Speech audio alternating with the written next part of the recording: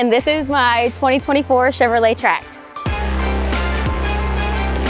So I've had my Trax for about 2 months now.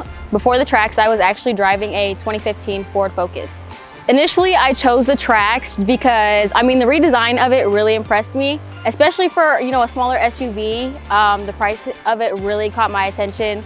So I already had like a sales representative in mind. I basically just told him, you know, what vehicle I was interested in. From there, he was able to see what was already in transit. He really kept me in the loop, you know, where it was at in the process. He introduced all the features.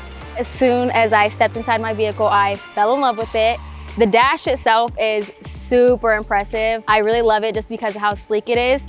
I would say that the, you know, wireless charging is also one of my favorites because even if it's not my phone, but anybody else who is in my car, I mean, we're always charged. You know, on top of that, I'd also say the blind spot detectors because most of the time when I do travel, it's on the interstate. So it does make me feel more comfortable, more safe.